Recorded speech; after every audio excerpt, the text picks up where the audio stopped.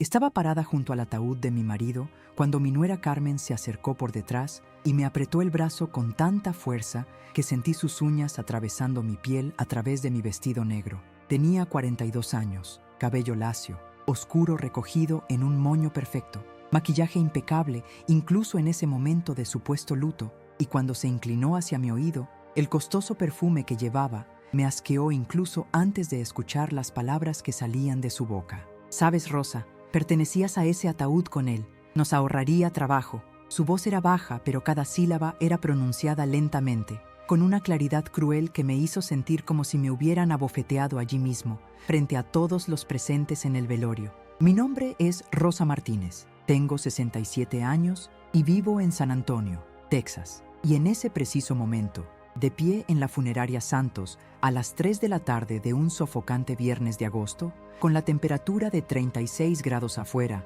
y el aire acondicionado combatiendo el calor y el fuerte olor de las flores blancas que cubrían el ataúd de mi Javier, sentí temblar todo mi cuerpo. No podía girarme para mirarla. Mis ojos estaban fijos en el rostro de mi marido, tan quieto, tan diferente del hombre que se reía a carcajadas y me llamaba mi amor todas las mañanas durante 43 años de matrimonio. Carmen no se alejó. Ella se quedó allí, con su cálido aliento en mi cuello, y luego puso algo en mis manos. Un papel doblado en 4 partes, grueso, oficial. «Léelo más tarde», susurró, y esta vez había una sonrisa en su voz, una sonrisa que podía sentir sin siquiera verla. «Ahora entenderás exactamente a dónde perteneces». Ella se alejó y se acercó a mi hijo Daniel. Le puso la mano en el hombro con expresión de esposa devota y él ni siquiera me miró. Mis dedos se cerraron alrededor del papel y comencé a desdoblarlo allí mismo, con las manos temblando tanto que casi lo dejo caer. Era un documento legal, cabecera de un despacho de abogados, fechada hace 2 semanas, mientras Javier todavía estaba en el hospital muriendo de cáncer de páncreas y yo dormía en una silla al lado de su cama de hospital. El título del documento decía: «Petición de interdicción por incapacidad mental y senil, Rosa Elena Martínez». Mi visión se volvió borrosa. Leí la primera línea. «La solicitante Carmen Patricia Ruiz, esposa del hijo del interdicto, solicita la interdicción total de la señora Rosa Elena Martínez, nacida el 15 de marzo de 1958, por presentar claros signos de demencia senil, incapacidad para administrar su propio patrimonio y conducta errática que pone en riesgo ella misma y el patrimonio familiar». Mis piernas temblaron. Me agarré del borde del ataúd de mi marido para no caer. Seguí leyendo. Cada palabra era una puñalada. «La persona interdictada ha demostrado grave olvido, confusión sobre fechas y acontecimientos, incapacidad para administrar la economía del hogar y necesita de un tutor legal inmediato. Solicitamos que se nombre tutor legal al hijo, Daniel José Martínez, con plenas facultades sobre todos los bienes y decisiones de la persona interdictada». Se mencionaron anexos, declaraciones de testigos, informes médicos, pruebas de conducta inapropiada.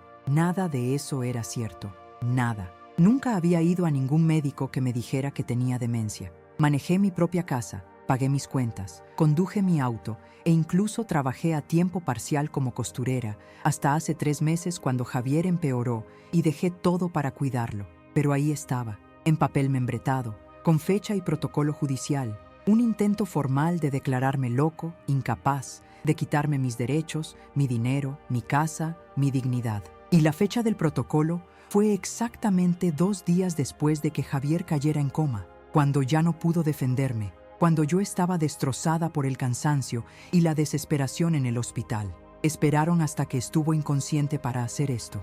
Levanté la vista del periódico y busqué a Carmen en la habitación. Ella estaba del otro lado, hablando con mi hija Sofía, de 39 años, y ambas me miraron al mismo tiempo. Carmen sonrió. No fue una sonrisa pequeña o discreta. Era una sonrisa amplia y triunfante, como la de alguien que acaba de ganar un juego. Sofía apartó la mirada demasiado rápido, como si estuviera avergonzada, pero no lo suficiente como para hacer nada al respecto. Se me revolvió el estómago y sentí el sabor de la bilis en la garganta. Antes de continuar, si ya viviste una traición familiar, deja un me gusta y suscríbete al canal, porque esta historia llega lejos y la venganza será proporcional al dolor. Comenta desde qué ciudad estás viendo porque necesito saber que no estoy solo en esto. Volví a mirar el periódico, obligando a mis ojos a leer cada línea, cada mentira cuidadosamente construida. Había una descripción de hechos que supuestamente demostraban mi incapacidad. El 23 de junio, el interdicto salió de casa en camisa. Allí, y me encontraron confundido a 3 cuadras. Mentira absoluta. El 23 de junio estuve en el hospital con Javier todo el día. Ni siquiera fui a casa. Tenía registros de entrada y salida. Tenía testigos, tenía recibos de estacionamiento con tiempo. El 5 de julio, el interdicto dejó la estufa encendida provocando un incendio. Otra mentira. El 5 de julio estuve nuevamente en el hospital. Javier había sido operado ese día y pasé la noche allí. Nuestra casa estaba vacía. Ha habido una interdictanda, haciendo gastos irracionales y excesivos, comprando cosas innecesarias y dando dinero a extraños. Mis gastos eran por medicamentos que el plan de salud no cubría. Eran por pañales geriátricos para Javier. Eran por suplementos que me recomendaba el oncólogo. Tenía cada factura guardada. Pasé la página. Había una lista de bienes que quedarían bajo la tutela de Daniel si se aprobaba la interdicción. La casa donde vivíamos, valorada en $340,000, estaba pagada a mi nombre. Javier y yo cuenta de ahorro conjunta, con $182,000 ahorrados en 40 años de arduo trabajo. El auto, un sedán que compramos hace 3 años, $28,000. Acciones que Javier tenía en la empresa en la que trabajó durante 30 años, por un valor aproximado de $95,000. Pero justo debajo había una línea que decía co-solicitantes y estaban escritos los nombres: Daniel José Martínez, mi hijo Sofía Elena Martínez, mis 3 hijos por quienes pagué sin sacrificarme, ropa nueva para mí durante 15 años seguidos. Ayudé con dinero cuando se casaron, cuando tuvieron hijos, cuando lo necesitaron los 3 juntos. Querían hospitalizarme, declararme loca, quitarme todo, y esto lo hacían mientras su padre, el hombre que me amaba, me protegía y respetaba todos los días de nuestra vida juntos. Aún no tenía frío dentro del ataúd. Empecé a sudar frío bajo el vestido negro de manga larga que yo había elegido porque era el favorito de Javier. Me veía elegante con ese vestido. Las voces a mi alrededor comenzaron a volverse distantes, amortiguadas, como si estuviera bajo el agua. No pude responder. Le mostré el periódico con mano temblorosa. Lo tomó, empezó a leer y vi que su rostro cambiaba de la preocupación al shock y luego a la ira que le hizo dilatar las fosas nasales. ¿Qué diablos es eso?, siseó en voz baja para no montar una escena en el velorio. ¿Hicieron eso? ¿Cuándo? Hace 2 semanas, logré susurrar, mientras Javier se moría. Laura agarró el papel que tenía en la mano con tanta fuerza que arrugó los bordes. Miró al otro lado de la habitación hacia donde estaban mis hijos, ahora los 3 juntos, hablando entre ellos, sin mirarme. «Estos cabrones», dijo Laura, y no eran palabras que ella usara habitualmente, lo que lo hacía todo más real, más serio. «Rosa, necesitas un abogado. Ahora, hoy es el velorio de mi marido», dije, y se me quebró la voz. «¿Cómo voy a...?» «Precisamente por eso», interrumpió Laura. «Eligieron el peor momento de tu vida para hacer esto, pensando que estarías demasiado débil para reaccionar. No les vas a dar ese gusto». Ella tenía razón, pero no podía pensar con claridad. Lo único que podía sentir era un dolor tan profundo que era físico, como si alguien me hubiera abierto el pecho y me hubiera arrancado el corazón con las manos. Miré el ataúd de Javier. Llevaba un traje gris, el mismo que usó en la boda de Sofía. Rostro tranquilo, finalmente libre de dolor después de 8 meses de horrible sufrimiento con el cáncer devorándolo por dentro. Le había tomado la mano cuando exhaló su último aliento, hace 3 días, a las 6:40 y 2 minutos por la mañana. Sus últimas palabras habían sido: «Cuida de nuestra familia, mi amor». No sabía que la familia ya estaba destruida, que los niños que criamos juntos planeaban tratarme como a una molestia desechable. «Fuiste una esposa maravillosa», y le agradecí automáticamente, sin escuchar realmente, sin estar realmente presente. Mis hijos estuvieron al otro lado de la habitación todo el tiempo. Ninguno de los 3 vino a hablar conmigo,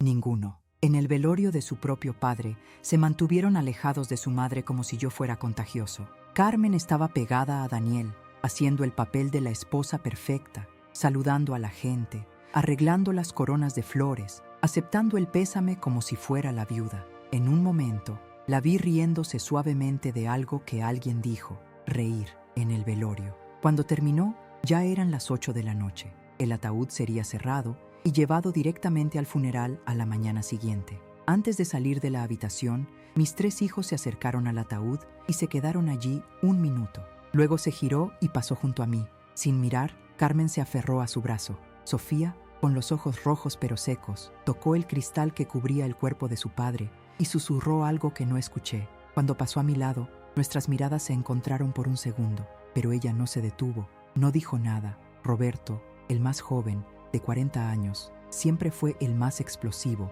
el más impulsivo. Miró a su padre por apenas unos segundos, luego se giró y caminó hacia mí demasiado rápido. Pensé que iba a hablar conmigo, pero pasó tan cerca que sentí el desplazamiento del aire, sin decir una palabra, con la mandíbula apretada y los ojos fijos en la puerta de salida. Me quedé allí sola, a excepción de Laura, que había estado a mi lado todo el tiempo, y de unos primos lejanos que aún se estaban yendo. Cuando la habitación estuvo casi completamente vacía, me acerqué al ataúd por última vez esa noche, solo para él. Nuestros hijos me traicionaron, amor. ¿Qué hago? Obviamente no hubo respuesta. Solo el pesado silencio de la sala de velatorio y el suave zumbido del aire acondicionado. Laura me llevó a su casa esa noche. No podía volver a mi propia casa, no sola, no después de eso. En el auto, en el camino, ella condujo en silencio mientras yo miraba por la ventana y realmente no veía nada. Cuando llegamos, eran más de las 9:30 de la noche. Me llevó directamente a la habitación de invitados,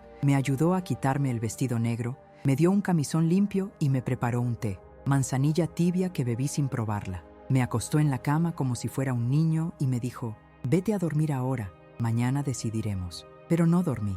Vi temblar la firma de mis hijos en ese documento a las 3 de la madrugada. Me levanté, recogí mi bolso donde había guardado el maldito documento y lo leí todo de nuevo, esta vez lentamente, anotando cada mentira, cada fecha, cada acusación. Habían construido una narración completa de una mujer senil, incapaz y peligrosa para sí misma. Habían falsificado acontecimientos, distorsionado situaciones reales, inventado otras. Vida. Nunca tinha ido em consulta com ele, mas ali estava, em papel oficial, um suposto laudo médico anexo que eu ainda não tinha visto, mas que o documento mencionava como prueba principal. Peguei mi celular, pesquisei o nome do médico. Ele existe. Tinha consultório em San Antônio mesmo, especializado em geriatria. Liguei para o número que apareceu, mesmo sendo 3:15 da madrugada. Claro que caiu na secretária eletrônica.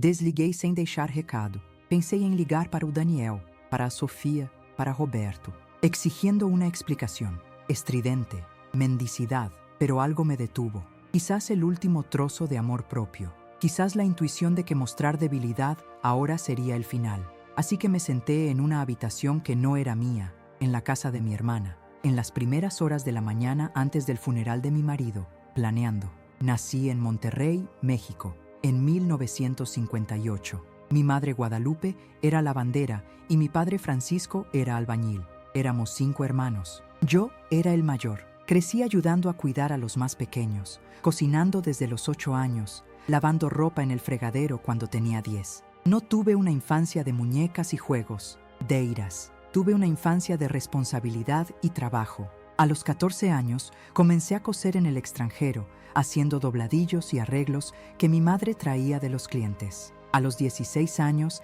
ya hacía vestidos completos. La casa donde vivíamos tenía 3 habitaciones para 7 personas. Piso de cemento, sin calefacción en invierno, un viejo ventilador para 7 en el verano regiomontano que alcanzaba los 42 grados. Pero mi madre mantenía todo limpio. Mi padre nunca faltó un día de trabajo en su vida y todos aprendimos que la dignidad no tiene precio y que el trabajo duro nunca mata a nadie. Conocí a Javier en la fiesta de 15 años de un primo. Yo tenía 18 años y él 21. Había cruzado la frontera hacia Estados Unidos 6 meses antes. Estaba trabajando en la construcción en San Antonio y había venido a visitar a su familia en Monterrey.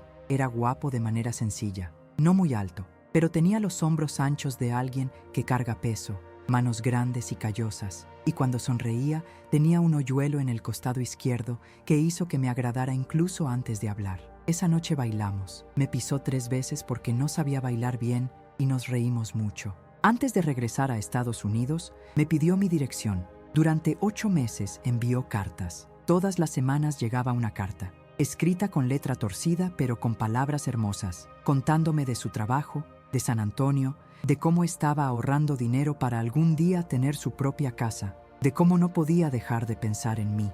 En la 9ª carta, me preguntó si aceptaría casarme con él.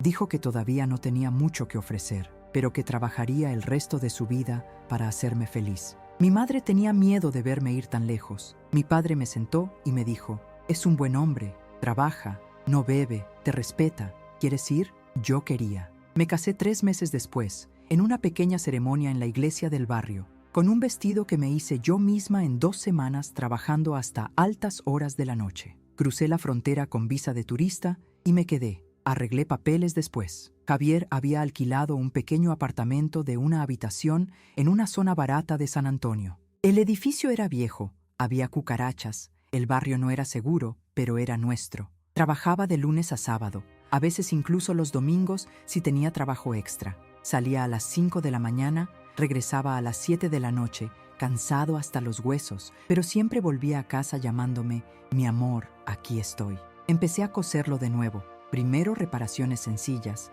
luego vestidos de fiesta, luego novias. Trabajaba en la mesa de la cocina, usando una vieja máquina de coser que compramos usada. Ganó una cantidad razonable. Ahorré cada centavo con lo que trajo Javier. En 2 años habíamos ahorrado $18,000. Hicimos un pago inicial para una casa pequeña en un vecindario mejor. 2 dormitorios, un baño, un pequeño patio trasero, pero era nuestro. Yo tenía 23 años. Javier 26. El día que recibimos la llave, ambos nos sentamos en el suelo de la habitación vacía y lloramos de felicidad. Daniel nació 1 año después. Parto difícil. 36 horas de parto, salió mal, pensaron que le tendrían que hacer una cesárea, pero al final nació normal. 8 kilos y 200 gramos, sano, gritando fuerte. Javier lloró cuando lo levantó. Dijo: «Este niño va a tener todo lo que yo no tuve, Rosa. Va a estudiar. Va a ser alguien en la vida». 2 años después llegó Sofía. Parto más fácil, solo 6 horas. Hermosa chica, cabello negro y ojos enormes. 3 años después, Roberto, el último. Decidimos detenernos en 3 porque el dinero escaseaba y queríamos brindar una buena educación a cada uno. Crié a mis hijos mientras trabajaba. Cosía temprano en la mañana cuando ellos dormían y en la tarde cuando estaban en la escuela. En algunos buenos tiempos, ganaba hasta $500 a la semana. Javier se abrió camino en la empresa constructora. Pasó de ayudante a albañil, de albañil a capataz, de maestro a supervisor. Empezó a ganar mejor. A los 38 años ganaba $4,000 al mes. Seguimos viviendo con sencillez. La casa quedó totalmente liquidada cuando Javier tenía 42 años. 18 años de entregas, pero terminamos. Pusimos dinero en ahorros. Abrimos una pequeña cuenta de inversión. A mi mamá y a la mamá de Javier en México les enviábamos dinero todos los meses, $200 a cada una. Durante 20 años hicimos eso, hasta que ambos fallecieron. Hemos pagado la escuela privada para nuestros 3 hijos desde la escuela primaria. No era una escuela cara, pero era mejor que una pública. $1,200 al mes durante 12 años para los 3. Cuando Daniel quiso ir a la universidad, pagamos los 4 años completos. Universidad pública, pero aún así, $56,000 en total. Se graduó con una licenciatura en Administración de Empresas. Conoció a Carmen en su último año de universidad. Ella estaba en la misma clase. Se casaron tan pronto como se graduaron. Dimos $10,000 como regalo de bodas. Sofía fue a la escuela de enfermería. También pagamos $42,000 en total. Se casó con un técnico en informática, un buen tipo en ese momento. Le regalamos $8,000. Roberto no quería ir a la universidad. Quería abrir un taller mecánico. Le prestamos $35,000 para iniciar el negocio. Prometió devolverlo en 3 años.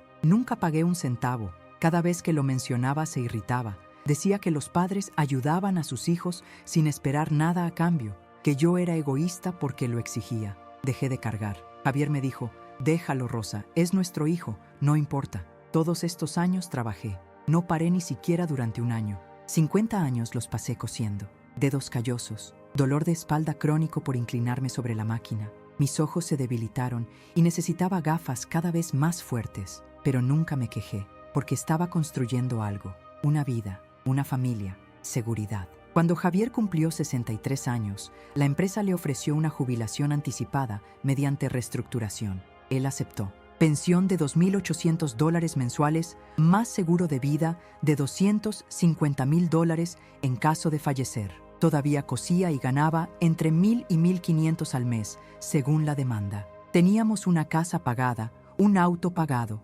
ahorros de $180.000 e inversiones en acciones por valor de unos $95.000. Estábamos cómodos, no rico, pero sí cómodo. Planeábamos viajar, volver a ver México con tranquilidad, tal vez conocer una Europa que nunca antes habíamos visto. Javier tenía una lista de lugares a los que quería llevarme. Te prometí una buena vida, mi amor. Ahora disfrutémosla. 6 meses después de su retiro, comenzó el dolor en el estómago. Lo ignoró durante semanas. Dijo que era gastritis, que se le pasaría. Cuando finalmente accedió a ir al médico, ya tenía ictericia, piel y ojos amarillentos. Hicieron exámenes, ultrasonido, tomografía, resonancia, biopsia, cáncer de páncreas, etapa 4. Ya tenía metástasis en el hígado. El oncólogo se sinceró, no había cura, solo tratamientos para prolongarlo un poco y reducir el sufrimiento. Expectativa de 6 meses a 1 año. Mi mundo terminó ese día. Javier tomó mi mano en la habitación del médico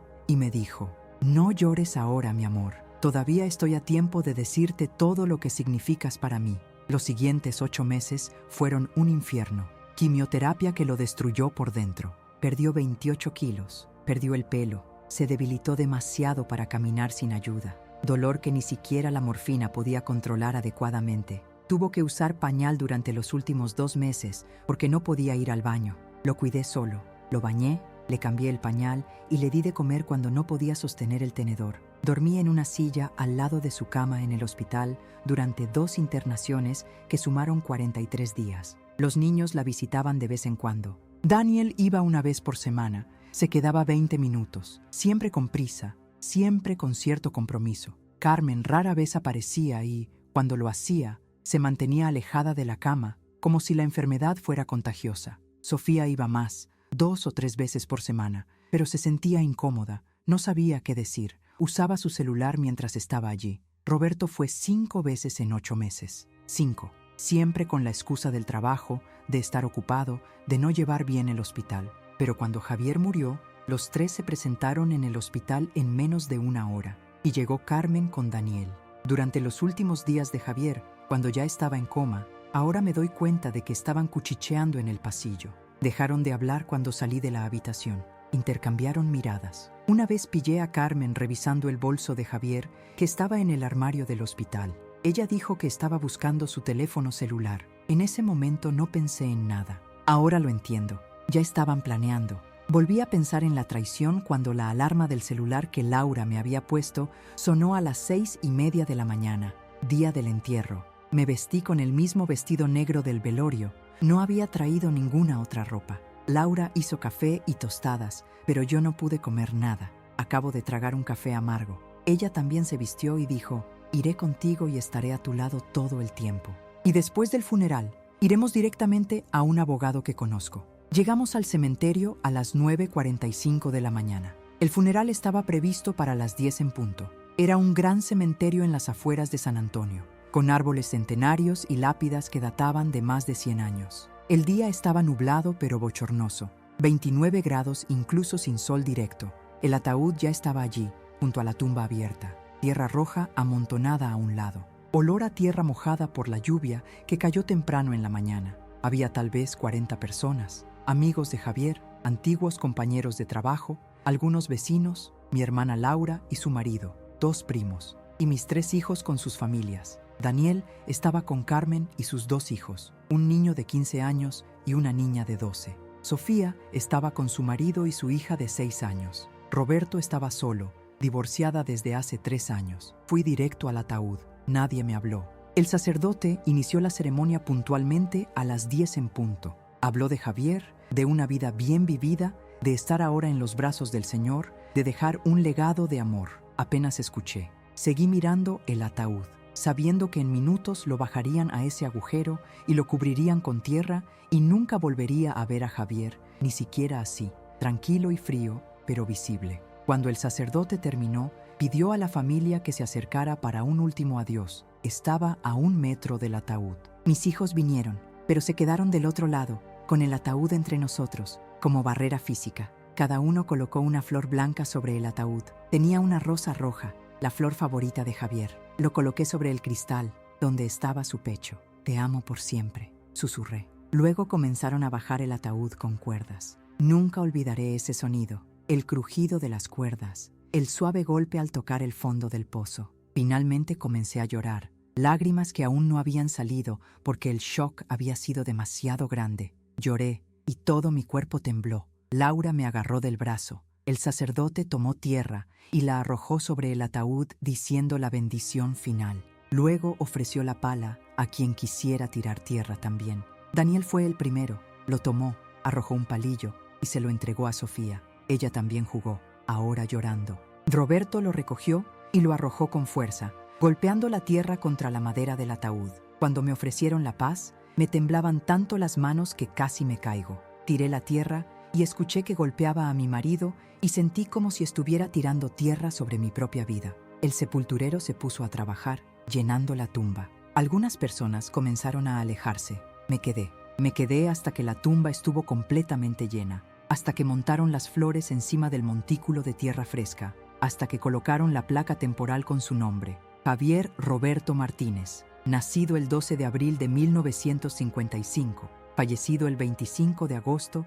de 2023. Cuando finalmente me di vuelta para irme, ya eran las 12:15. El cementerio estaba casi vacío. Desde lejos vi a mis hijos subirse a sus autos y alejarse. Ninguno vino a despedirse de mí. Nadie me preguntó si estaba bien, si necesitaba algo, si quería ir a almorzar juntos, como hacen las familias después de los funerales. Simplemente se fueron. Carmen miró hacia atrás una vez antes de subir al auto de Daniel y volvió a sonreír, esa misma sonrisa cruel. Laura también lo vio. «Maldita sea», dijo con los dientes apretados. «Vamos, Rosa, arreglemos esto». En el auto, camino a la oficina del abogado, Laura llamó para decir que estábamos en camino. El abogado lo conocía desde hacía mucho tiempo. Había manejado un asunto de herencia familiar años atrás. Su nombre, Dr. Marcus Reyes, 60 años. Consultorio en el centro de San Antonio, en un edificio antiguo pero bien mantenido. Llegamos allí poco después de la 1 de la tarde. El secretario nos llevó directamente a su oficina. El Dr. Marcus era un hombre alto, con el pelo completamente blanco, gafas de montura fina y un traje gris bien planchado. Me estrechó la mano con firmeza, me ofreció agua, que acepté porque tenía la boca seca, y esperó a que me sentara en la silla de cuero frente a su escritorio. «Señora Martínez», comenzó con voz profunda y lenta. «Laura me contó brevemente su situación por teléfono. Necesito que me cuente todo en detalle y me muestre los documentos que tenga». Conté. Desde el momento del velorio, lo que dijo Carmen, el documento que me entregó, cada mentira ahí escrita, los nombres de mis hijos como cosolicitantes. Le entregué el papel. Leyó despacio, muy despacio, deteniéndose varias veces y volviendo a leer pasajes. Su rostro no mostró emoción, pero vi que su mandíbula se tensaba cuando llegó a la parte de los informes médicos falsos. Cuando terminó de leer, dejó el documento sobre la mesa, se quitó las gafas, se frotó los ojos, se volvió a poner las gafas y me miró fijamente. «Señora Martínez, esto es un fraude grave. Si lo que usted me está diciendo es cierto, y usted nunca consultó a este médico, nunca exhibió estos comportamientos, esto es falsedad ideológica, uso de un documento falso, difamación e intento de fraude a la propiedad. Sus hijos y su nuera podrían enfrentar cargos penales. Solo quiero que se detengan», dije, con la voz aún ronca por llorar en el cementerio. «Quiero recuperar mis derechos. Quiero que sepan que no pueden hacerme esto». «Vamos a hacer mucho más que eso», dijo el Dr. Marcus. Abrió una carpeta, sacó una libreta y empezó a hacer preguntas específicas. ¿Cuánto dinero tenía exactamente? ¿Qué cuentas? ¿En qué bancos? ¿A nombre de quién estaba la casa? ¿Tenías una escritura? ¿El auto? ¿Las acciones de Javier? ¿A nombre de quién estaban ahora que murió? ¿Su seguro de vida? ¿A quién estaba destinado? ¿Tenía testamento? ¿Lo tenía Javier? ¿Préstamos otorgados a niños? ¿Tenías pruebas? ¿Regalos caros? ¿Había una factura? ¿Recibo? Durante 2 horas respondí todo lo que podía recordar. El Dr. Marcus lo anotó todo Pidió valores exactos y fechas concretas. Descubrimos juntos que tenía mucha más documentación de la que pensaba. Durante 43 años de matrimonio lo conservé todo. Tenía una caja de zapatos llena de recibos viejos, extractos bancarios de hace 10 años, facturas, contratos. Necesito que me traigas todo esto, dijo. Cada papel. Necesito que me autorices a solicitar tus registros médicos a todos los médicos que has visto en los últimos 10 años. Vamos a demostrar que no tienes ningún diagnóstico de demencia, que no tienes ningún registro de comportamiento errático. También voy a contratar a un investigador privado para que verifique el paradero de la señora en las fechas que dicen que se confundió en la calle o provocó un incendio. Si estaba en el hospital con su marido, tiene un registro de eso. ¿Cuánto costará todo esto?, pregunté, porque incluso con el dinero ahorrado, fui una mujer que contó cada centavo durante toda mi vida. No te preocupes por eso ahora, dijo. Vamos a hacer lo siguiente. Voy a impugnar la prohibición inmediatamente hoy. Voy a alegar todo lo que me dijiste y solicitaré a un experto médico independiente que evalúe tu capacidad mental. Voy a adjuntar tus registros médicos cuando pueda. Luego voy a presentar una demanda por daños morales contra tus hijos y tu nuera por difamación, angustia emocional e intento de fraude. Y voy a pedir a los tribunales que investiguen penalmente los documentos falsos. Solo pude asentir con la cabeza, tratando de procesarlo todo. Continuó. Sobre los valores. Mis honorarios para este tipo de casos son $200 la hora, pero podemos negociar el pago según el resultado. Si ganamos una indemnización por daño moral, recibo un porcentaje. Si no ganamos, reducimos el valor. Lo importante ahora es proteger su patrimonio y su dignidad. Salimos de su oficina a las 3:30 de la tarde con un plan en mente. Laura me llevó a casa por primera vez desde el velorio. Cuando entramos, la casa estaba exactamente como estaba hace 3 días, cuando fui corriendo al hospital porque Javier había empeorado en las primeras horas de la mañana. Taza de café todavía en el fregadero, cama deshecha. La ropa de Javier sigue en la percha. Su olor aún está en el aire. Casi me desmoroné otra vez, pero Laura me abrazó fuerte. Ahora no, Rosa. Ahora trabaja tú. Consigue todos los documentos que te pidió el abogado. Organicemos todo. Pasamos el resto de la tarde y toda la noche haciendo esto. Registramos cada cajón, cada caja, cada armario. Encontramos la escritura de la casa a mi nombre, comprada en 1983, pagada en 2001. Encontramos extractos bancarios que mostraban ahorros de $182,040 en mi cuenta conjunta y la de Javier. Encontramos documentos de sus acciones, que pasarían a mí como su esposa. Encontramos su póliza de seguro de vida, $250,000, beneficiario, yo. Encontramos recibos de transferencias bancarias, $10,000 para Daniel en 2003, regalo de bodas, $8,000 para Sofía en 2005, regalo de bodas, $35,000 para Roberto en el 2009, préstamo para taller, $15,000 para Daniel en 2012, ayuda con el pago inicial de la casa, $12,000 para Sofía en 2015, para comprarse un coche, $5,000 a Roberto en el 2018, para pagar su deuda que se estaba cobrando en el juzgado. Sumando todo lo que nos dimos o prestamos a los 3 a lo largo de los años, incluidas las tasas universitarias pagadas, más de $200,000, $226,000 para ser exactos. Organizamos todo en carpetas separadas y etiquetadas. Copiamos todo y almacenamos copias en diferentes lugares. Una carpeta se quedó con Laura, otra conmigo, otra digitalizada en la nube. Cuando terminamos, ya era pasada la medianoche. Me di cuenta de que no había comido nada en todo el día, excepto el desayuno, que ni siquiera había terminado. Laura hizo bocadillos que comimos en silencio en la cocina. Luego se fue y quedé sola en mi casa por primera vez desde que murió Javier. Primera noche en nuestra cama sin él. Me acosté del lado en el que siempre dormía, del lado izquierdo, y alcancé el lado derecho donde debería haber estado él. Sábana fría y vacía. Lloré hasta que no me quedaron más lágrimas, hasta que me dolió la garganta, hasta que se me hincharon los ojos. Pero esta vez no fue solo tristeza. Él también estaba enojado. Ira limpia y creciente. Durante los días siguientes, comencé a notar señales que debería haber visto antes. Durante las últimas semanas de vida de Javier, cuando se encontraba muy mal, inconsciente a veces, despierto y confundido otras veces, hubo momentos extraños a los que no le encontré sentido en ese momento. Una tarde, unos 10 días antes de su fallecimiento, Daniel apareció en la habitación del hospital cuando yo había salido a almorzar rápidamente al café de abajo. Cuando regresé, 25 minutos después, él estaba con unos papeles en la mano junto a la cama de Javier. Lo guardó demasiado rápido cuando me vio.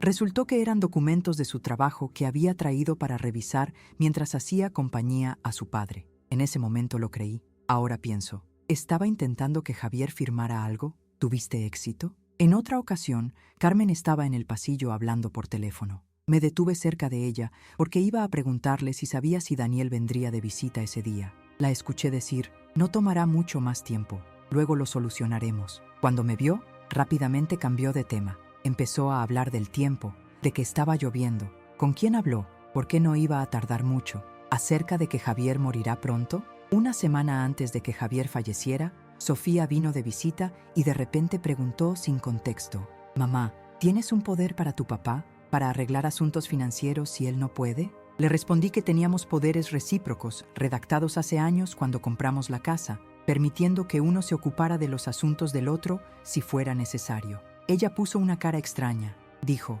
«Oh, está bien». Cambió de tema. «¿Por qué preguntaste eso?» ¿Estaba comprobando si tenía acceso a los bienes de Javier o si podían bloquearlo de alguna manera? 2 semanas antes de su muerte, cuando Javier todavía estaba en casa pero muy débil, Roberto apareció sin previo aviso. Algo raro. Evitaba las visitas. Dijo que quería pasar tiempo con su padre. Permaneció 1 hora. Cuando se fue, noté que el cajón de la mesita de noche al lado de la cama de Javier estaba entreabierto. Javier siempre guardaba allí documentos importantes, acta de nacimiento, cédula de elector, tarjeta de seguro social, ese tipo de cosas. Lo abrí para comprobarlo. Todo parecía estar ahí, pero no estaba seguro de si faltaba algo. En ese momento pensé que estaba siendo paranoico. Después del funeral, fui a comprobarlo nuevamente. Faltaba una cosa, nuestro certificado de matrimonio original. ¿Por qué Roberto tomaría esto? ¿Para qué sirve un certificado de matrimonio sino para acreditar vínculo legal y derecho a la herencia? Los meses previos a la enfermedad de Javier también tuvieron señales, pero fueron tan sutiles que las malinterpreté por completo. Daniel había empezado a llamar con más frecuencia, unos 8 meses antes del diagnóstico. Llamaría para preguntar cómo estábamos, cómo estaban las finanzas, si necesitábamos algo. Pensé que estaba madurando, convirtiéndose en un hijo más atento. Ahora veo, estaba haciendo encuestas, cuantificando lo que había que pescar. Sofía empezó a hacer comentarios sobre mí luciendo cansada, olvidadiza. «Mamá, ¿eso me dijiste ayer?» o «Mamá, ¿no recuerdas que hablamos de esto la semana pasada?» Estaba muy cansada, trabajé mucho, así que pensé que tal vez me estaba olvidando. Ahora lo entiendo. Estaba plantando la idea de que me estaba volviendo senil, preparando el terreno para el documento de interdicción. Roberto empezó a evitar el contacto casi por completo unos 6 meses antes de que Javier se enfermara. Apenas contestaba el teléfono, no visitaba, siempre estaba ocupado. Pensé que estaba en problemas y no quería preocuparme. Ahora veo, me estaba distanciando emocionalmente porque ya sabía lo que vendría. No quería un apego que dificultara el plan. Carmen, esta siempre era más evidente en su disgusto, pero en los últimos meses se había vuelto diferente. No solo frío, sino desdeñoso. Me trató como si fuera una empleada, no una suegra. Yo daba órdenes. Rosa, trae más hielo. Rosa, sirve el café. Cuando estaba en mi propia casa. Una vez, 3 meses antes de que Javier enfermara, estábamos haciendo un asado en su casa. La escuché hablar con una amiga en la cocina. No sabían que estaba en el pasillo. La amiga preguntó algo sobre sus padres. Carmen respondió, «Gracias a Dios, mis padres son independientes y tienen sus propias vidas. No son una carga para nadie. Lo siento por Daniel, que tendrá que aguantar que sus padres tarde o temprano se conviertan en una carga. Peso». Ella me llamó una carga. En ese momento me enojé, pero no dije nada. No quería crear conflicto. Me quedé con eso. Otra pequeña herida en la colección. Había más. La Navidad del año anterior, 2022, la pasamos en nuestra casa como siempre. Preparé comida para 20 personas, limpié la casa, la decoré, gasté $800 en comida y regalos. Mis 3 hijos fueron con sus familias. Durante la cena, alguien brindó por Javier por su cumpleaños, que había sido la semana anterior. Daniel levantó su copa y dijo, «A mi padre, un hombre trabajador y proveedor». Luego añadió, mirándome, «Es una pena que ya no pueda trabajar por su edad, pero al menos lo planeó bien». En ese momento pensé que era extraño, pero lo dejé pasar. Javier todavía estaba trabajando en ese momento. La jubilación llegó meses después. ¿Por qué Daniel dijo eso?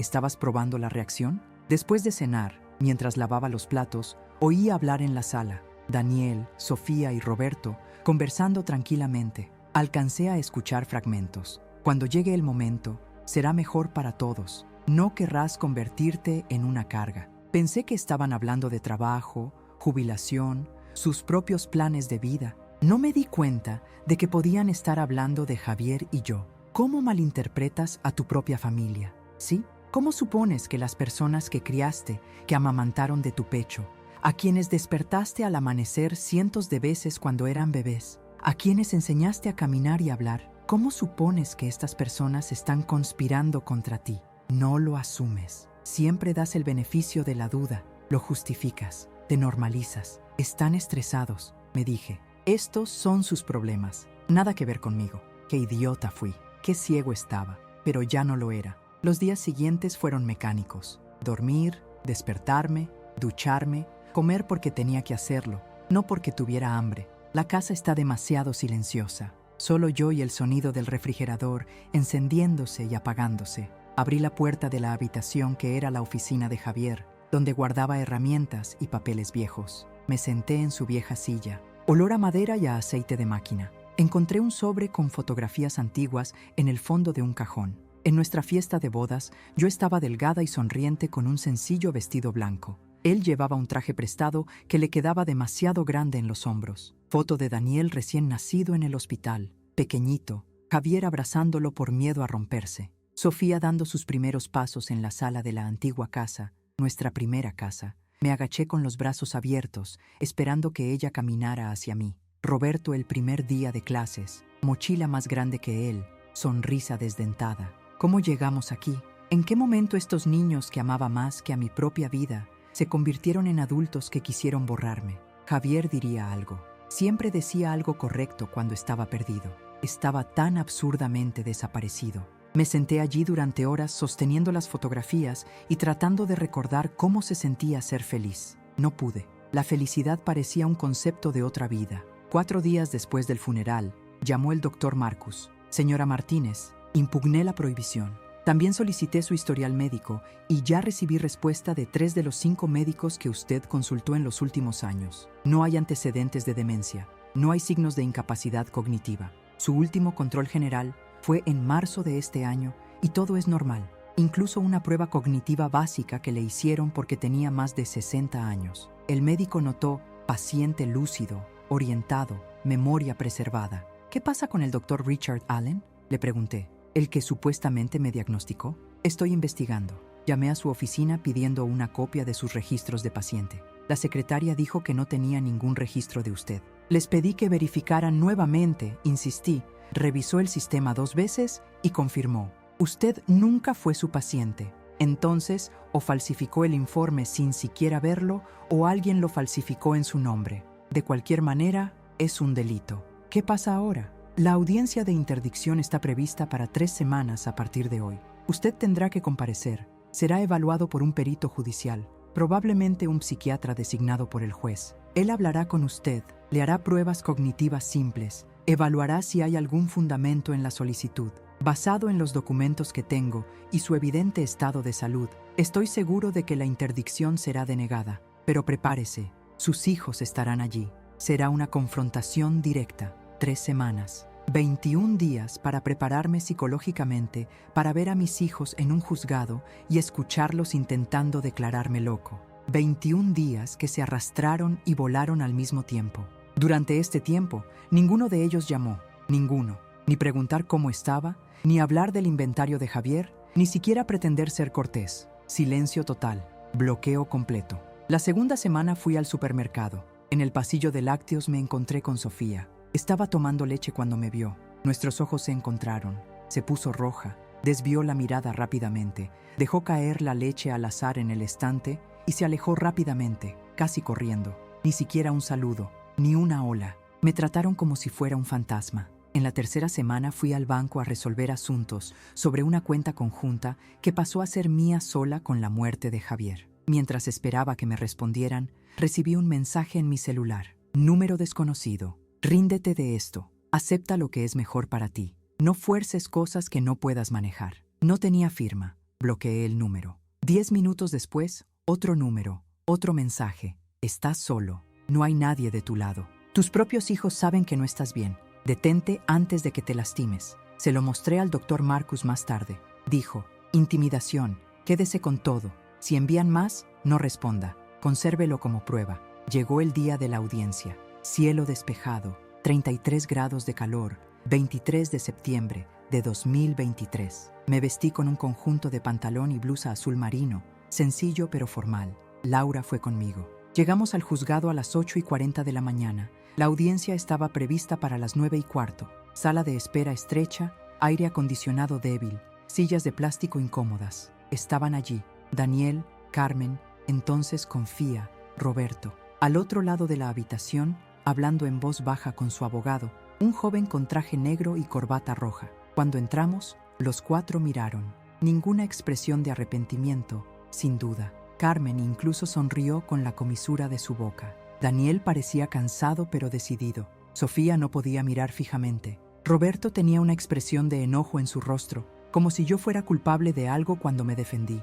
Nos sentamos lejos. No hablamos. Silencio pesado, roto solo por conversaciones bajas de otras personas que esperan otras audiencias. A las 9:15 en punto, llamaron a nuestro caso. Entramos en una pequeña sala. Una jueza de unos 50 años detrás de una mesa, una grabadora encendida y un escriba a su lado. El juez pidió a todos que se sentaran. De un lado de la larga mesa, el doctor Marcus y yo. Del otro lado, mis hijos, Carmen y su abogado. El juez comenzó leyendo brevemente el caso. Solicitud de interdicción por incapacidad mental, defensa presentada, peritaje requerido. Luego me miró. Señora Martínez, ¿entiende por qué está aquí hoy? Sí, señoría. Respondí con voz más firme de lo que esperaba. Mis hijos y mi nuera quieren declararme incapaz de tomar el control de mis bienes. ¿Y usted impugna esta solicitud? Lo discuto completamente. No tengo ningún problema mental. Nunca los he tenido. Todo en este proceso es mentira. El juez asintió.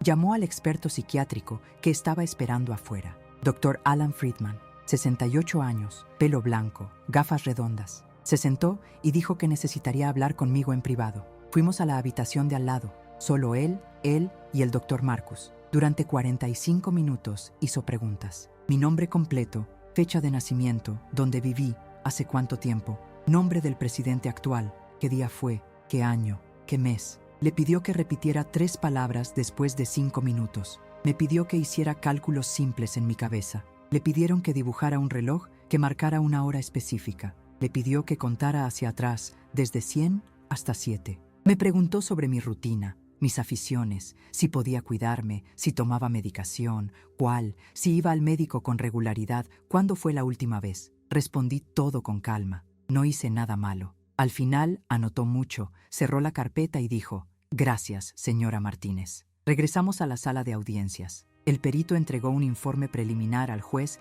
quien lo leyó en silencio. Mientras leía, yo miraba a mis hijos. Daniel miró la mesa. A Sofía le corrían lágrimas que rápidamente se secó. Roberto me miró con algo que parecía odio. Carmen se miró las uñas. El juez terminó de leer y miró al abogado de los demandantes. «Doctor Oliveira, el informe pericial es categórico. La señora Martínez no presenta ningún signo de demencia, incapacidad cognitiva o cualquier condición que justifique la interdicción. Está lúcida, orientada y plenamente capaz. Además, veo aquí en el expediente que presentó 5 años de registros médicos que demuestran la ausencia de un diagnóstico psiquiátrico o neurológico. Y más grave, el informe médico presentado por usted es de un médico que nunca atendió al acusado como lo determinó la defensa. ¿Tiene algo que decir al respecto? ¿Esto? Su abogado estaba avergonzado. Su señoría, mis clientes proporcionaron este documento de buena fe. ¿De buena fe?, interrumpió el doctor Marcus. Su señoría, este documento es claramente falso. Solicitamos una investigación criminal por tergiversación y uso de un documento falso. El juez golpeó ligeramente el mazo. Se desestimó proceso de interdicción por infundado. La señora Rosa Martínez se encuentra en plena capacidad y mantiene todos sus derechos civiles. En cuanto a las acusaciones de falsificación, ordeno que se envíe copia de este proceso al Ministerio Público para las diligencias necesarias. Archivarlas. Fin. Me levanté temblorosamente. Laura me abrazó. El doctor Marcus me estrechó la mano. Cuando me di vuelta para irme, pasé junto a mis hijos. Daniel intentó decir algo. Mamá, espera, ya no soy tu mamá, dije en voz baja pero clara. Has perdido ese derecho. Y se va sin mirar atrás. A partir de ese momento comencé a actuar metódicamente. El doctor Marcus me había guiado en los siguientes pasos y seguí cada uno como si fuera una receta. Primer paso. Fui al banco al día siguiente de la audiencia y separé mis finanzas por completo. Saqué el nombre de Javier de la cuenta conjunta, ya que había fallecido. Transferí todo el dinero de ahorros, $182,040, a una cuenta nueva en un banco diferente justo a mi nombre.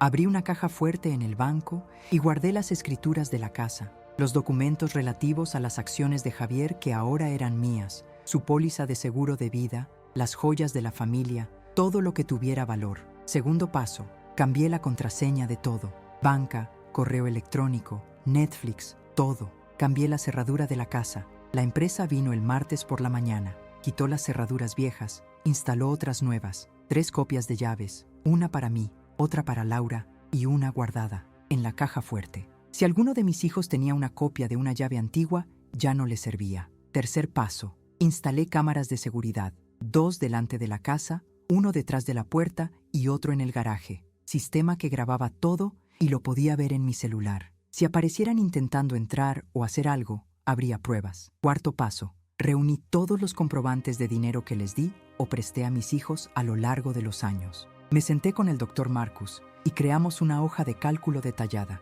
$56,000 para la matrícula universitaria de Daniel, más $10,000 como regalo de bodas, más $15,000 en ayuda para el pago inicial de la casa, más $3,000 en diversos obsequios a lo largo de los años. Total, $84,000. $42,000 para la Universidad de Sofía, más $8,000 como regalo de bodas, más $12,000 por un coche, más $2,000 en obsequios varios. Total, $64,000. $35,000 prestados a Roberto para el taller, otros $5,000 para pagar su deuda, otros $1,500 en obsequios varios. Total, $41,500. Sumados, $189,500, casi $200,000. El doctor Marcus dijo, técnicamente, los obsequios no son legalmente recuperables, pero los préstamos sí, especialmente si tienen un recibo y nunca han sido reembolsados. El dinero de Roberto es claramente un préstamo. Incluso hay un documento firmado por él que dice que lo devolvería en 3 años. Han pasado 14 años. Con los intereses acumulados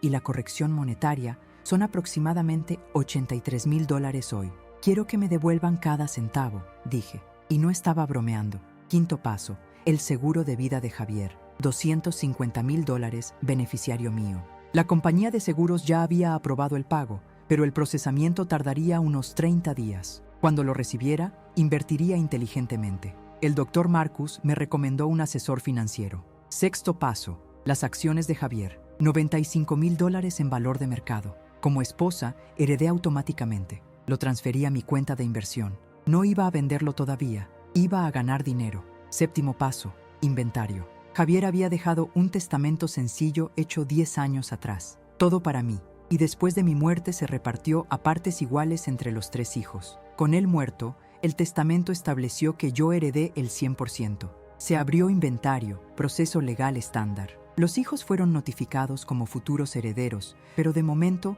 no tenían derecho a nada porque yo estaba vivo y era el heredero universal. Octavo paso, busqué documentos más comprometedores. Revisé correos electrónicos antiguos. Encontré un mensaje de Daniel de hace 6 años. Mamá, necesito que me prestes $15,000 para el pago inicial de la casa. Te lo devolveré en 1 año. Lo prometo. Nunca pagado. Imprimir. Encontré un mensaje de Roberto de hace 14 años. Mamá, mi sueño es tener mi propio taller. Si me prestas $35,000 para empezar, te lo pago todo en 3 años. Nunca pagado. Imprimir. Noveno paso. El doctor Marcus presentó una demanda de cobro contra Roberto por $83,000 correspondientes al préstamo, impago más intereses. El alguacil entregó citaciones a su taller. Plazo de 15 días para pagar o disputar. Décimo paso. Presenté demanda de daño moral contra Daniel, Sofía, Roberto y Carmen por difamación, sufrimiento emocional, falsedad ideológica en el proceso de interdicción. Pedí una indemnización de $300,000. Basé el valor en precedentes que el doctor Marcus investigó para casos similares. Enviaron una citación a cada uno. Roberto llamó 3 días después de recibir una citación por el cargo. Primera vez que me habló desde antes de que muriera Javier. Respondido. Hola, mamá, ¿qué diablos es esto? ¿Una demanda que me cobra $83,000? ¿Has perdido la cabeza? No estoy loco, Roberto. Pediste prestado 35,000 14 años y nunca los devolviste. Firmamos papeles. ¿Recuerdas? Prometiste 3 años. Ha pasado más de una década. Esa fue ayuda familiar. Padre y madre ayudan a su hijo. El padre y la madre ayudan al hijo que respeta al padre y a la madre. El hijo que intenta internar a la madre en una institución mental y robarle todo recibe cargos legales. Tú eres la que está causando problemas. Fue Carmen quien... No me importa quién empezó. Tú firmaste la orden de interdicción. Vi tu nombre allí. Aceptaste que estaba loca. Querías quitarme todo. Ahora paga lo que debes o irás a prisión por una deuda impaga. No pagaré nada. No puedes obligarme. El juez puede. Tienes 15 días para pagar o impugnar. Si no haces nada, solicitaré el embargo de tus bienes. Taller, coche, cuenta bancaria, todo. Buena suerte. Colgué. Mano temblorosa pero corazón firme. Sofía envió un mensaje de texto 2 días después. Mamá, ¿podemos hablar? Necesito explicarte. No fue idea mía, por favor. No respondí. Daniel apareció en la puerta 4 días después, llamando a la puerta con insistencia. Estaba dentro. Vi en la cámara que era él. No lo abrí. Allí permaneció 20 minutos jugando. Del timbre, tocando, gritando. ¡Mamá! ¡Abre! ¡Necesito hablar contigo! Todavía no lo abrí. Dejó una carta escondida debajo de la puerta. Esperé a que se fuera. Tomé la carta y la abrí. Su letra. Mamá, sé que estás enojada. Sé que te lastimé. Pero debes entender que todo fue mal entendido. Carmen estaba preocupada por ti después de la muerte de tu padre y pensó que necesitabas ayuda. No fue malo. No quería lastimarte. Eres mi madre. Por favor, habla conmigo. Podemos resolver esto como familia, sin abogados, sin demandas. Te amo, Daniel. Rompí la carta en pedazos pequeños y la tiré a la basura. Incomprendido, como si intentar declararme loco y robar $500,000 fuera un malentendido. Como si fuera un idiota pensando que yo lo creería. Carmen fue más agresiva. Envió un mensaje. Vas a perder. Estás solo y eres viejo. Somos jóvenes y tenemos recursos. Ríndete mientras todavía hay tiempo. Le envié el mensaje al doctor Marcus. Él dijo, bien, más pruebas de acoso. Guarda todo lo que ella te diga. Pasaron 2 semanas. Roberto no pagó. No impugnó dentro del plazo. El doctor Marcus solicitó el archivo adjunto. El juez lo concedió. Le bloquearon la cuenta bancaria. $112 que tenía allí. Nada. Programaron una evaluación del taller para una futura incautación si no se realizaba el pago dentro de los 30 días. Llamó furioso. Bloqueaste mi cuenta. ¿Cómo voy a pagarles a los empleados? ¿Cómo voy a comprar repuestos? Tu problema. Paga lo que debes. No tengo $83,000. Entonces vende la tienda, o pide prestado, o declara la bancarrota. No me importa. Elegiste tratarme como basura. Ahora aguanta. Colgué de nuevo. La acción por daño moral avanzaba. Audiencia de conciliación prevista para 5 semanas después de que se denegara la prohibición. Mientras tanto, el doctor Marcus me mantuvo informado de todo. Había contratado a un investigador privado que descubrió cosas interesantes. Carmen y Daniel tenían deudas.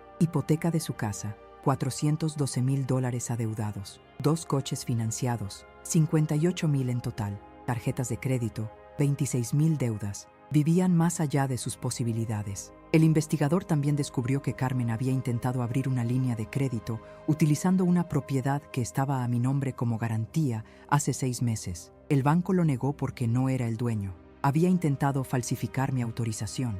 El banco no se cayó, pero tampoco lo reportó porque no hubo daños. El doctor Marcus dijo, este es otro intento de fraude. Puedo incluirlo en la acción. Incluye todo, dije. 2 meses después de la muerte de Javier, recibí el pago de un seguro de vida. $250,000 en la cuenta. Consulté con un inversor que me recomendó el doctor Marcus, un hombre llamado Thomas Park, de 63 años, oficina pequeña pero de sólida reputación. Sugirió invertir parte del dinero en fondos conservadores de renta fija que pagarían alrededor del 4% anual, aproximadamente $7,000 anuales. Participación en acciones de empresas establecidas para el crecimiento a largo plazo. Participación en bienes inmuebles a través de fondos inmobiliarios. Diversificar. Proteger. Invertimos 180,000 de las 250. Ahorré 70,000 en una cuenta de ahorros de gran liquidez para emergencias. Con mis otras inversiones,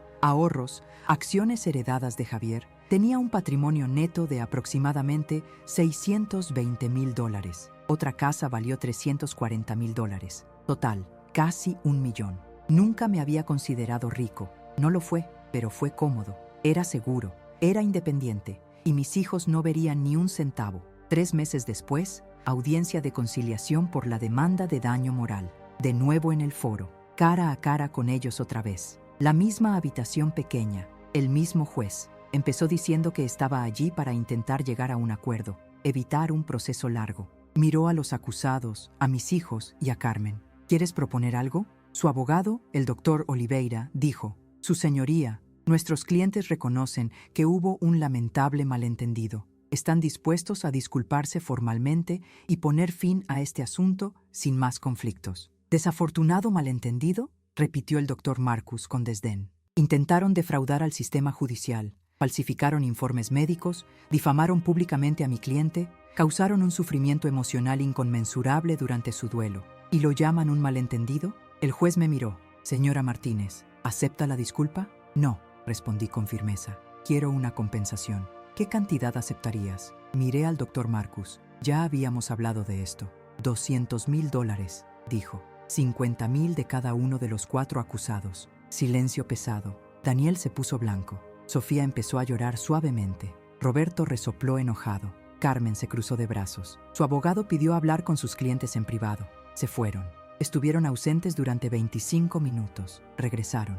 Mis clientes no pueden pagar esta cantidad, dijo el doctor Oliveira. Proponen 20,000 en total, repartidos en 4 veces $500. Se negó, dijo el doctor Marcus antes de que el juez hablara. Mi cliente no necesita un plan de pagos, quiere justicia proporcional al daño. El juez intentó mediar. Señora Martínez, señor Marcus, entiende que un proceso largo puede llevar años y no hay garantía de que gane una cantidad tan alta. Un trato de 50,000 por adelantado podría ser más ventajoso, pensé. 50,000 no era nada comparado con lo que habían intentado robarme, pero si llegaba rápido, al menos era algo. 100,000, dije, en efectivo, divididos entre los 4 como quieran.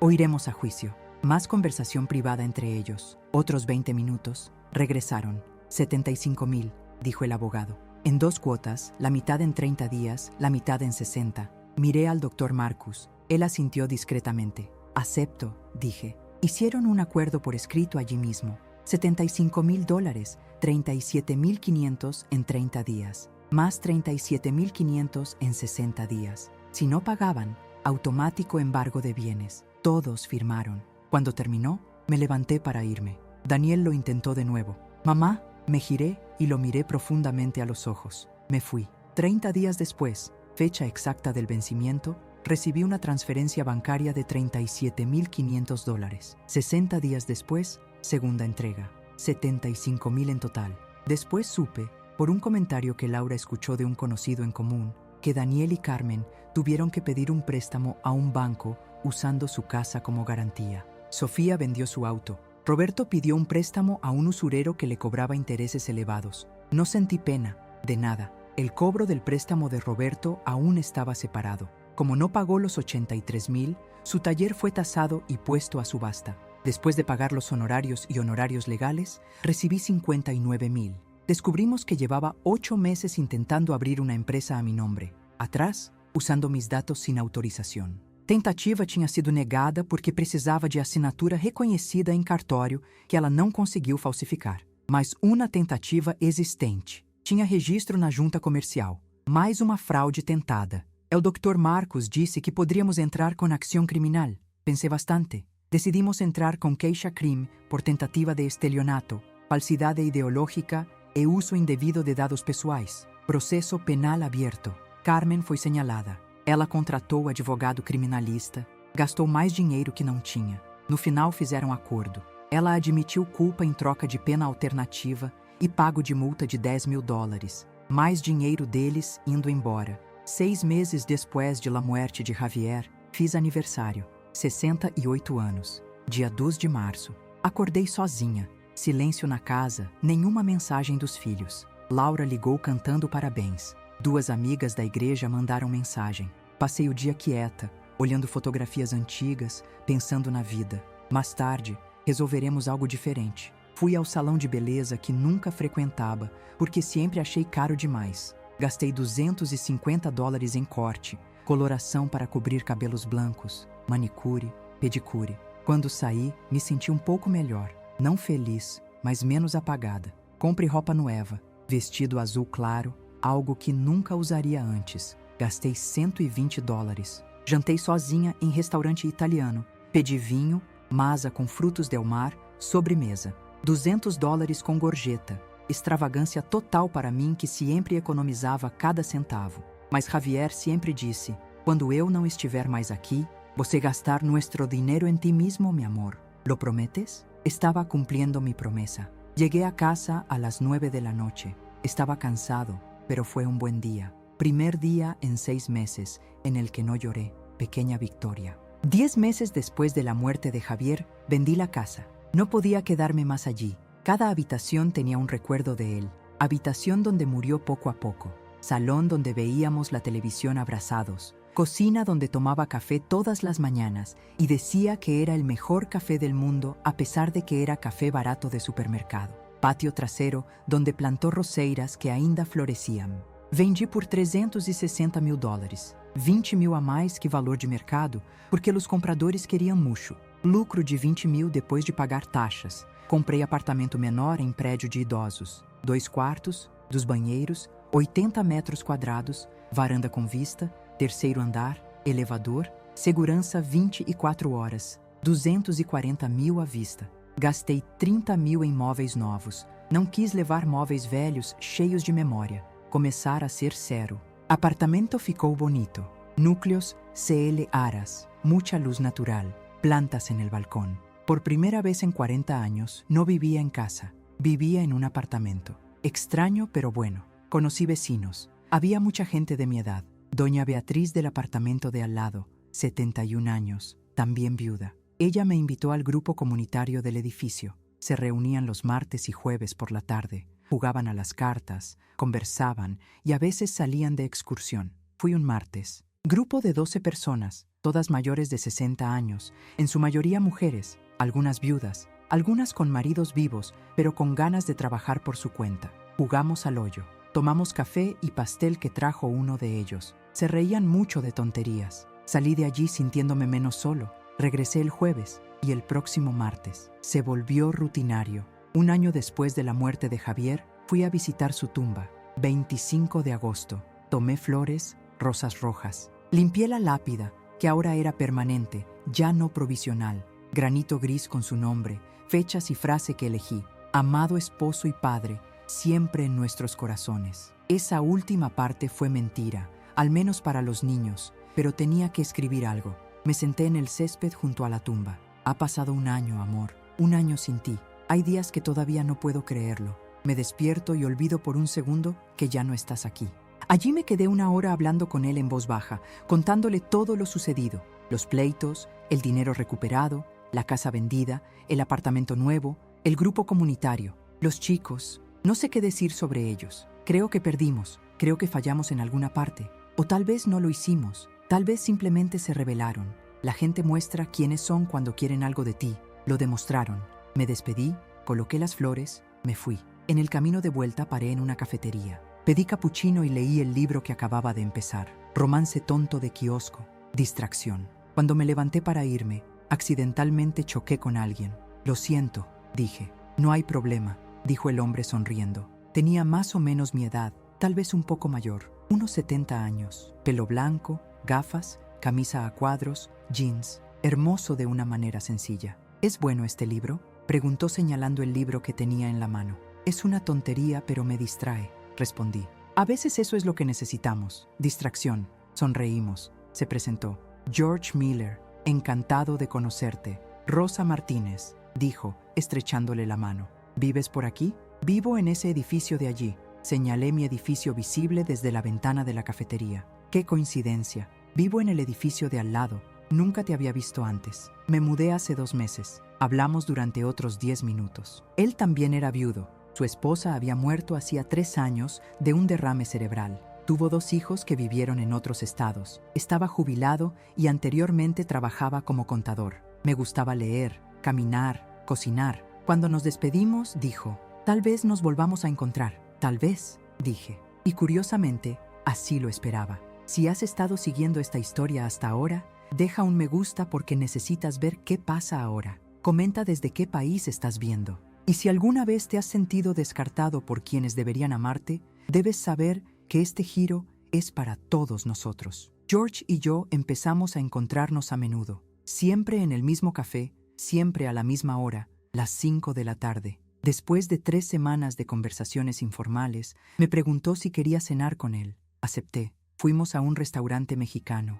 Hablamos durante 3 horas. Me hizo reír varias veces. Hacía mucho tiempo que no me reía de verdad. Le conté de Javier, de los niños, de todo lo que pasó. Escuchó sin juzgar. Dijo, hiciste lo correcto, defendiste tu dignidad. Habló de sus propios hijos, de cómo la relación era distante pero respetuosa. Llaman todos los domingos, nos visitan en Navidad y Acción de Gracias. No es cálido, pero es honesto. Lo prefiero así a la falsedad.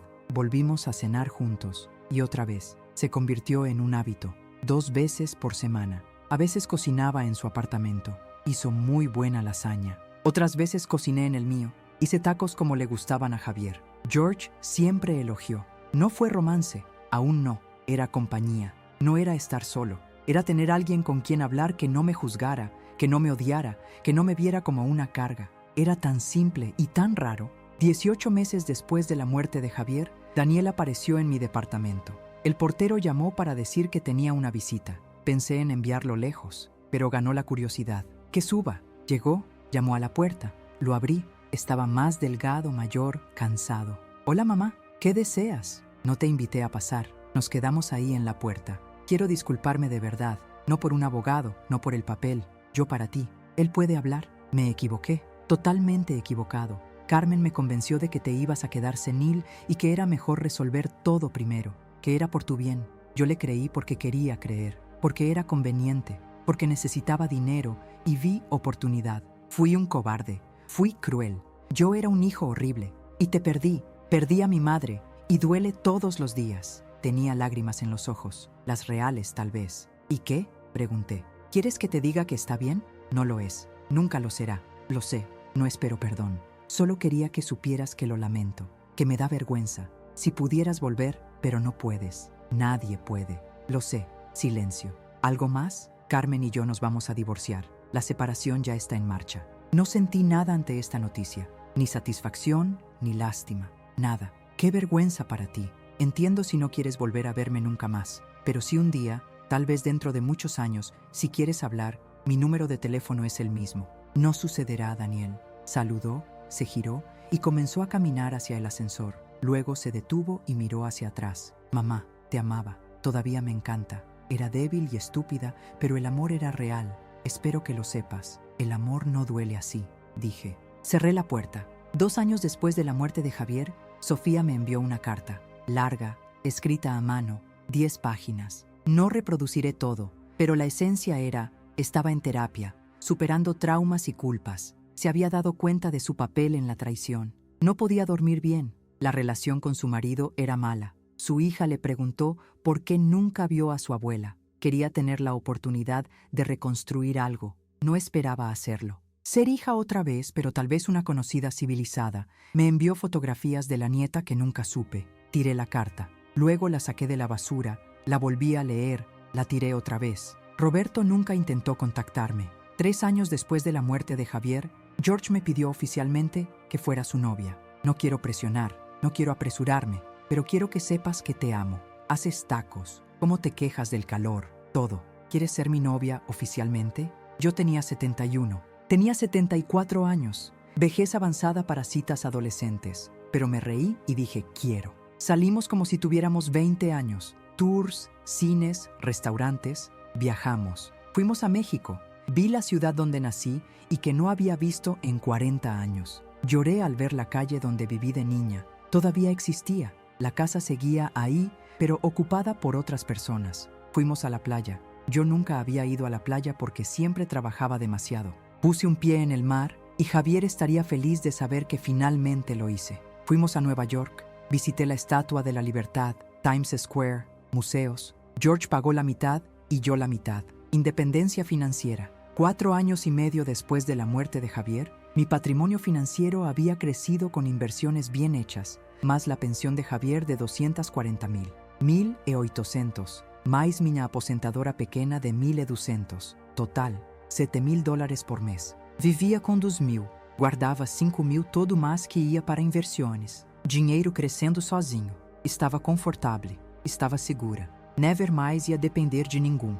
Comecei a fazer trabalho voluntário. O hospital onde Javier morreu tinha programa de apoio a familiares de pacientes terminais. E eu, voluntariamente. Toda terça eu ia lá e conversava com pessoas passando pelo que passei. Segurava a mão de senhora de 80 anos cujo marido estava morrendo de câncer como Javier. Él dijo, te va a doler mucho, pero vas a sobrevivir. Yo sobreviví. Conocí a otras mujeres traicionadas por sus familias. Un grupo informal que estaba formado por 5 mujeres de entre 60 y 78 años, todas con historias similares. Niños que fueron abandonados, robados, maltratados. Nos reuníamos mensualmente en una cafetería. Terapia colectiva no oficial. Compartimos dolores, victorias, estrategias. Yo era quien había llegado más lejos en las acciones legales. Los demás me admiraban. Eres una guerrera, Rosa, dijo doña Conceição, de 70 años. Y hace 6 años, mi hijo le había robado $50.000